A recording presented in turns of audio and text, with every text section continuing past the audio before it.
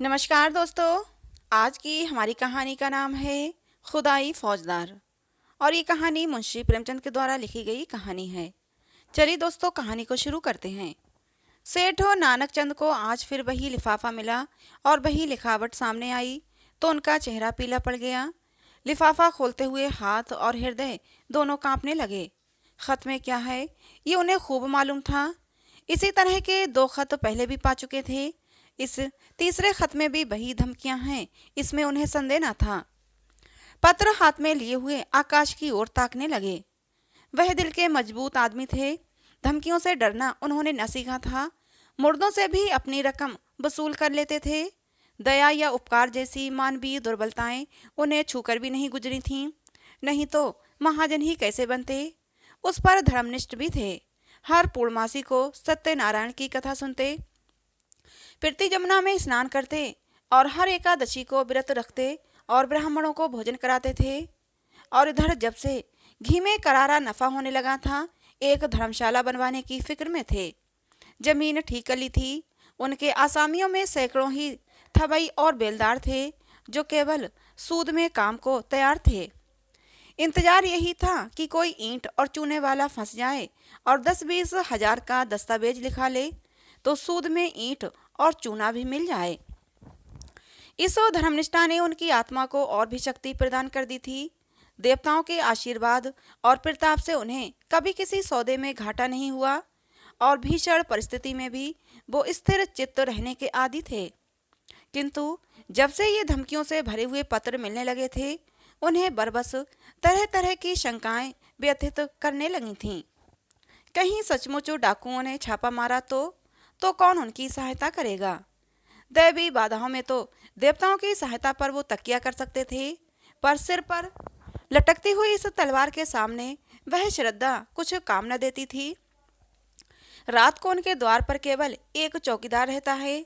अगर 10-20 हथियारबंद आदमी आ जाएं, तो वह अकेला क्या कर सकता है। शायद उनकी आहट पाते ही भाग खड़ा हो। पड़ोसियों में ऐसा कोई नजर न आता था जो इस संकट में काम आवे।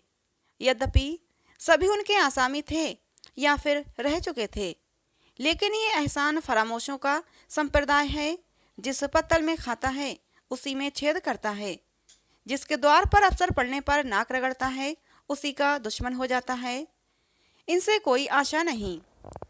हाँ, किवाड़ें सुदृढ़ हैं, उन्हें तोड़ना आसान नहीं। फिर अंदर का दरवाजा भी तो है। 100 आदमी भी अगर लग जाएं तो हिलाए ना हिले। और किसी ओर से हमले का खटका नहीं था। इतनी ऊंची सपाट दीवार पर क्या कोई खाक चढ़ेगा। फिर उनके पास राइफलें भी तो हैं। एक और राइफल से वो दर्जनों आदमियों को भून कर रख देंगे। मगर इतने प्रतिबंधों के होते हुए भी उनके मन में एक हुक सी समाई रहती थी। कौन जाने चौकीदार भी उन्हीं में मिल गया हो तो, खिदमतगार भी आस्तीन के सांप हो गए हों तो। इसलिए वो अब बहुधा अंदर ही रहते थे और जब तक मिलने वालों का पता ठिकाना न पूछ लें उनसे न मिलते थे। फिर भी 2-4 घंटे तो चौपाल में बैठना ही पड़ता था, नहीं तो सारा कारोबार मिट्टी में मिल जाता। जितनी देर बाहर रहते थे उनके प्राण जैसे सूली पर टंगे रहते थे। उधर उनके मिजाज में बड़ी तब्दीली हो गई थी। इतने विनम्र और मिष्ट भाषी वो पहले कभी न थे। गालियां तो क्या, किसी से तू तकरार भी न करते। सूद की दर भी कुछ घटा दी थी, लेकिन फिर भी चित्त को शांति न मिलती थी। आखिर कई मिनट तक दिल को मजबूत करने के बाद उन्होंने पत्र खोला और जैसे गोली लग गई। सिर में चक्कर आ गया और सारी चीजें नाचती हुई मालूम हुई। सांस फूलने लगी, आंखें फैल गईं। पत्र में लिखा था, तुमने हमारे दोनों पत्रों पर कुछ भी ध्यान न दिया। शायद तुम्हें लगता होगा कि पुलिस तुम्हारी रक्षा करेगी, लेकिन ये तुम्हारा भ्रम है। पुलिस उस वक्त आएगी जब हम अपना काम करके 100 कोस निकल गए होंगे। तुम्हारी अकल पर पत्थर पड़ गया है, इसमें हमारा कोई दोष नहीं।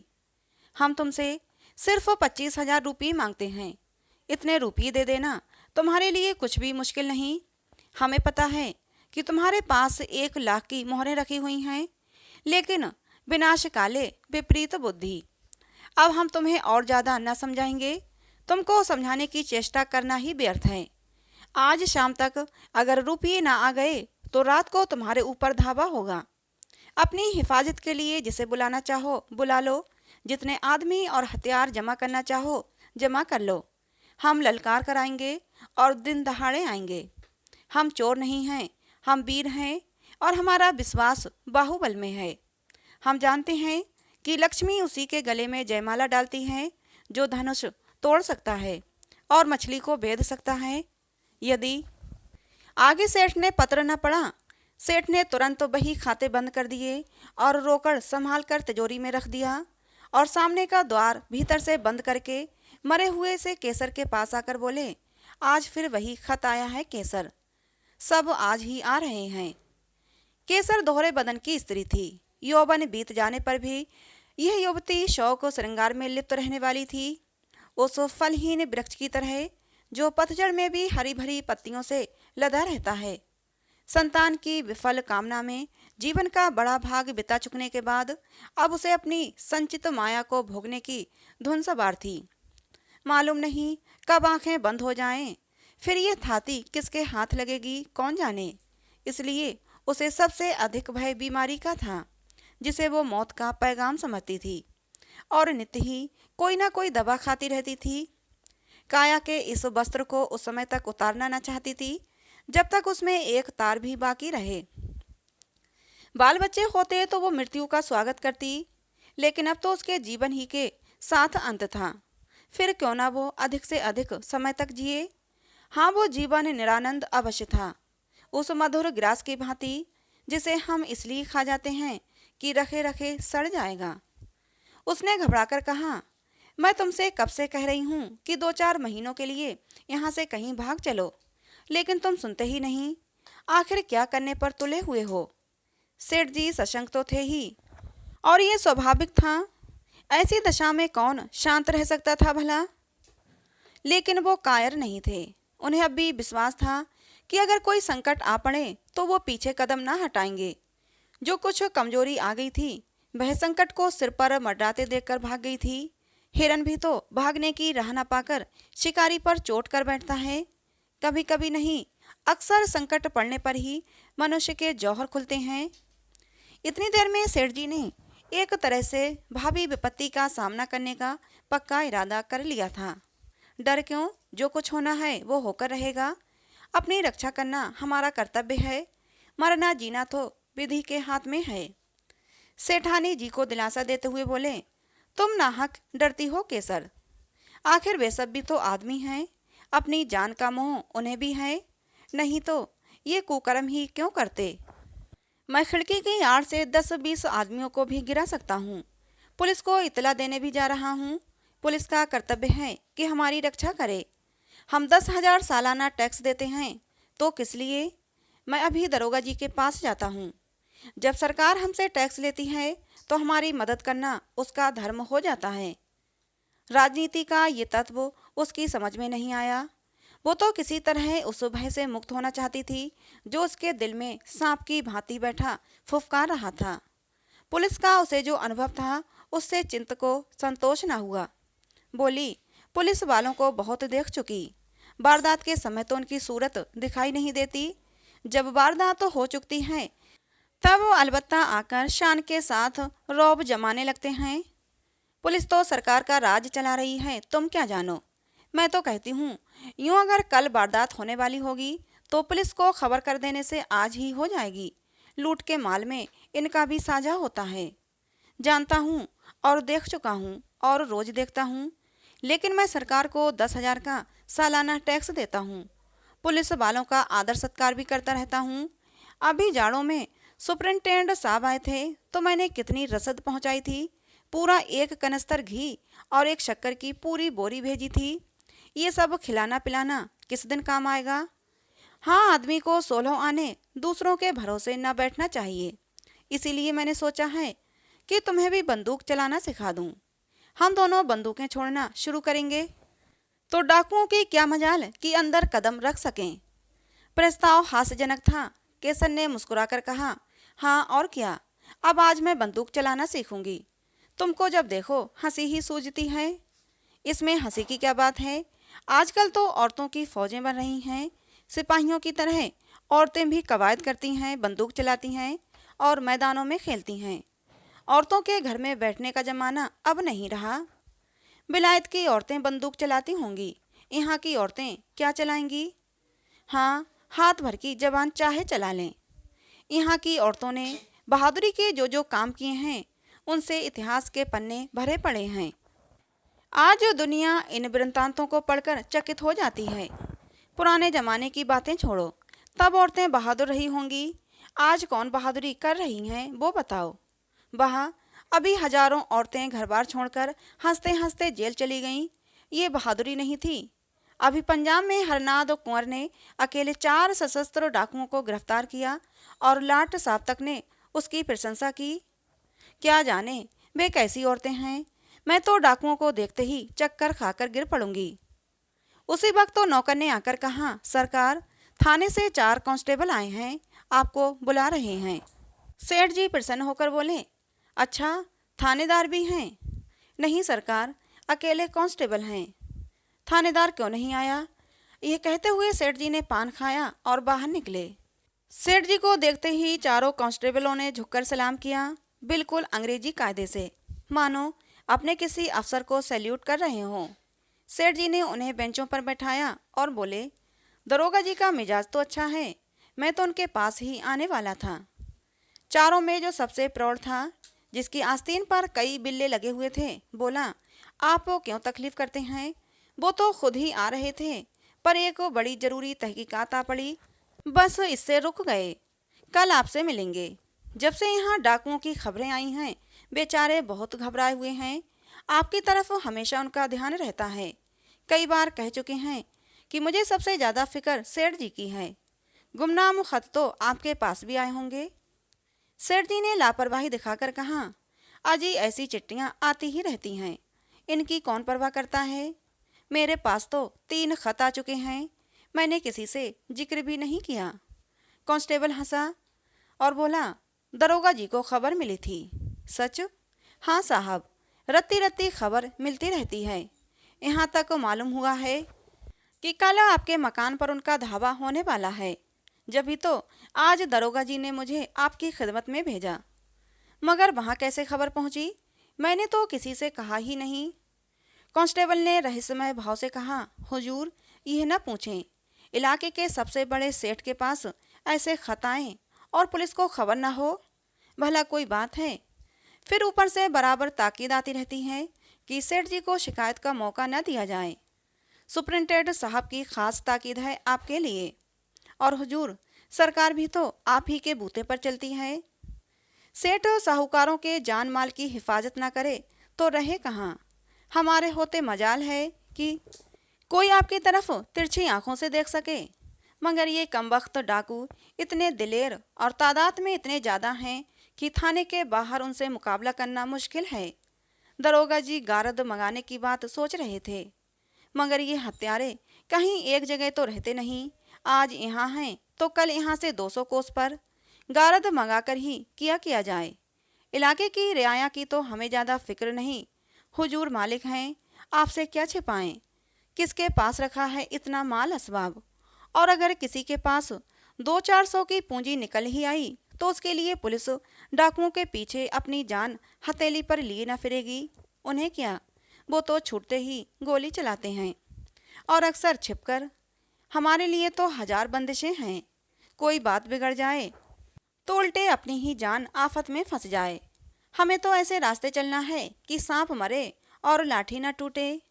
इसलिए दरोगा जी ने आपसे यह अर्ज करने को कहा है कि आपके पास जोखिम की जो चीज़ें हों उन्हें लाकर सरकारी खजाने में जमा कर दीजिए। आपको उसकी रसीद दे दी जाएगी। ताला और मोहर आपकी ही रहेगी। जब ये हंगामा ठंडा हो जाए तो मंगवा लीजिएगा। इससे आपको भी बेफिक्री हो जाएगी और हम भी जिम्मेदारी से बच जाएंगे। नहीं तो खुदा न करे कोई वारदात हो जाए तो हुजूर को तो जो नुकसान हो वो तो हो ही, हमारे ऊपर भी जवाबदेही आ जाएगी। और ये जालिम सिर्फ माल असबाब लेकर ही जान नहीं छोड़ते, खून भी करते हैं, घर में आग लगा देते हैं, यहाँ तक कि औरतों की बेइज्जती भी करते हैं। हुजूर तो जानते हैं होता वही है। होता वही है जो तकदीर में लिखा है। आप इकबाल वाले आदमी हैं, डाकू आपका कुछ नहीं बिगाड़ सकते। सारा कस्बा आपके लिए जान देने को तैयार है। आपका पूजा पाठ, धर्म कर्म खुदा खुद देख रहा है, और ये उसी की बरकत है कि आप मिट्टी भी छू लें तो सोना हो जाए। लेकिन आदमी भरसक अपनी हिफाजत करता है। हुजूर के पास मोटर है ही, जो कुछ रखना हो उस पर रख दीजिए। हम 4 आदमी आपके साथ हैं, कोई खटका नहीं। वहाँ 1 मिनट में आपको फुर्सत हो जाएगी। पता चला कि इस गोल में 20 जवान हैं। 2 तो बैरागी बने हुए हैं, 2 पंजाबियों के भेष में धुस्से और अलबत्ता बेचते फिरते हैं। इन दोनों के साथ 2 बहंगी वाले भी हैं। 2 आदमी बलूचियों के भेष में छुरियां और ताले बेचते हैं। कहाँ तक गिनाऊं हुजूर? हमारे थाने में तो हर एक हुलिया रखा हुआ है। खतरे में आदमी का दिल कमजोर हो जाता है, और वो ऐसी बातों पर विश्वास कर लेता है जिन पर शायद होशो हवास में ना करता। जब किसी दवा से रोगी को लाभ नहीं होता तो हम दुआ ताबीज ओझों और सयानों की शरण लेते हैं, और वहाँ तो संदेह करने का कोई कारण ही न था। संभव है दरोगा जी का कुछ स्वार्थ हो, मगर सेठ जी इसके लिए तैयार थे। अगर 200-400 बल खाने पड़े तो कोई बड़ी बात नहीं। ऐसे अवसर तो जीवन में आते ही रहते हैं, और इस परिस्थिति में इससे दूसरा अच्छा मौका क्या हो सकता था? बल्कि इसे तो ईश्वरीय प्रेरणा समझना चाहिए। माना उनके पास 2-2 बंदूकें हैं, कुछ लोग मदद करने के लिए निकल ही आएंगे, लेकिन है जान जोखिम में। उन्होंने निश्चय किया दरोगा जी की इस कृपा से लाभ उठाना चाहिए। इन्हीं आदमियों को कुछ दे दिलाकर सारी चीजें निकलवा लेंगे। दूसरों का क्या भरोसा, कहीं कोई चीज उड़ा दें तो बस। उन्होंने इस भाव से कहा मानो दरोगा जी ने उन पर कोई विशेष कृपा नहीं की है। बोले वो तो उनका कर्तव्य ही था। मैंने यहाँ ऐसा प्रबंध किया था कि यहाँ वो सब आते तो उनके दांत खट्टे कर दिए जाते। सारा कस्बा मदद के लिए तैयार था। सभी से तो अपना मित्र भाव है, लेकिन दरोगा जी की तजवीज़ मुझे पसंद आई। इससे वो भी अपनी जिम्मेदारी से बरी हो जाते हैं, और मेरे सिर से भी फिक्र का बोझ उतर जाता है। लेकिन भीतर से चीज़ें बाहर निकाल निकाल कर लाना मेरे बूते की बात नहीं। आप लोगों की दुआ से नौकर चाकरों की तो कमी नहीं है, मगर किसकी नीयत कैसी है कौन जान सकता है। आप लोग कुछ मदद करें तो काम आसान हो जाए। हेड कांस्टेबल ने बड़ी खुशी से ये सेवा स्वीकार कर ली और बोला हम सब हुजूर के ताबेदार हैं, इसमें मदद की कौन सी बात है। तलब सरकार से पाते हैं ये ठीक है, मगर देने वाले तो आप ही हैं। आप केवल सामान हमें दिखाएं, हम बात की बात में सारी चीज़ें निकाल लाएंगे। हुजूर की खिदमत करेंगे तो कुछ इनाम इकराम मिलेगा ही। तनख्वाह में गुजर नहीं होती सेठ जी। आप लोगों की रहम की निगाह ना हो तो एक दिन भी निभा ना हो, बाल बच्चे भूखों मर जाएं। 15-20 रुपये में क्या होता है हुजूर, इतना तो हमारे लिए पूरा ही नहीं पड़ता। सेठ जी ने अंदर जाकर केसर से यह समाचार कहा तो उसे जैसे आंखें मिल गईं। बोली भगवान ने सहायता की, नहीं तो मेरे प्राण संकट में पड़े हुए थे। सेठ जी ने सर्वज्ञता के भाव से फरमाया इसी को कहते हैं सरकार का इंतजाम। इसी मुस्तैदी के बल पर सरकार का राज थमा हुआ है। कैसी सुव्यवस्था है कि जरा सी कोई बात हो वहाँ तक खबर पहुँच जाती है, और तुरंत उसकी रोकथाम का हुक्म हो जाता है। और यहाँ वाले ऐसे बुद्धू हैं कि स्वराज्य स्वराज्य चिल्ला रहे हैं। इनके हाथ में अख्तियार आ जाए तो दिन दोपहर लूट मच जाए, कोई किसी की ना सुने। ऊपर से ताकीद आई है हाकिमों का आदर सत्कार कभी निष्फल नहीं जाता। मैं तो सोचता हूँ कि कोई बहुमूल्य वस्तु घर में न छोड़ें, साले आएं तो अपना सा मुँह लेकर रह जाएं। केसर ने मन ही मन प्रसन्न होकर कहा कुंजी उनके सामने फेंक देना कि जो चीज़ चाहो निकाल ले जाओ। साले झेप जाएंगे, मुंह में कालिख लग जाएगी। घमंड तो देखो कि तिथि तक बता दी। ये नहीं समझे कि अंग्रेजी सरकार का राज है, तुम डाल डाल चलो तो वो पात पात चलते हैं। समझे होंगे कि धमकी में आ जाएंगे। 3 कांस्टेबलों ने आकर संदूकचे और सेफ निकालने शुरू किए। एक बाहर सामान को मोटर पर लाद रहा था और एक हर एक चीज को नोटबुक पर टांगता जाता था। आभूषण, मोहरे, नोट, रुपये, कीमती कपड़े, साड़ियाँ, लहंगे, शॉल, दुशाले सब कार में रख दिए। मामूली बर्तन, लोहे लकड़ी के सामान, फर्श आदि के सिवा अब घर में कुछ न बचा। और डाकुओं के लिए ये चीजें कौड़ी की भी नहीं थीं। केसर का श्रृंगारदान खुद सेठ जी लाए और हेड के हाथ में देकर बोले, इसे बड़ी हिफाजत से रखना भाई। हेड ने श्रृंगारदान लेकर कहा, मेरे लिए एक एक दिन का इतना ही कीमती है। सेठ जी के मन में एक संदेह उठा। पूछा, खजाने की कुंजी तो मेरे ही पास रहेगी। और क्या, ये तो मैं पहले ही अर्ज कर चुका हूँ, मगर ये सवाल आपके दिल से क्यों निकला? बस यूं ही पूछ बैठा। सेठ जी थोड़ा लज्जित हो गए। नहीं, अगर आपके दिल में कुछ शुबा हो तो हम लोग यहाँ भी आपकी खिदमत के लिए हाजिर हैं। हाँ, हम जिम्मेदार न होंगे। अजी नहीं हेड साहब, मैंने तो बस यूं ही पूछ लिया था। ये फहरिस्त तो मुझे दे दोगे ना? फहरिस्त आपको थाने में दरोगा जी के दस्तखत के बाद ही मिलेगी। इसका क्या एतबार? कार पर सारा सामान रख दिया गया। कस्बे के सैकड़ों आदमी तमाशा देख रहे थे। कार बड़ी थी पर ठसाठस भरी हुई थी। बड़ी मुश्किल से सेठ जी के लिए जगह निकली। चारों कांस्टेबल आगे की सीट पर बैठ गए। कार चली। केसर द्वार पर इस तरह खड़ी थी मानो उसकी बेटी विदा हो रही हो। बेटी ससुराल जा रही है जहां वो मालकिन बनेगी, लेकिन उसका घर सूना किए जा रही है। थाना यहाँ से 5 मील पर था।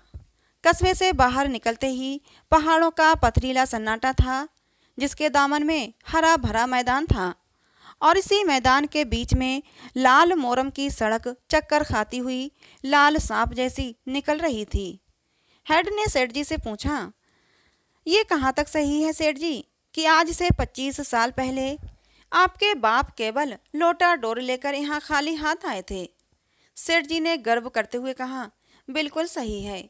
मेरे पास कुल 3 रुपये थे, उसी से आटे दाल की दुकान खोली थी। तकदीर का खेल है, भगवान की दया चाहिए। आदमी के बनते बिगड़ते देर नहीं लगती। लेकिन मैंने कभी पैसों को दांतों से नहीं पकड़ा, यथाशक्ति धर्म का पालन करता गया।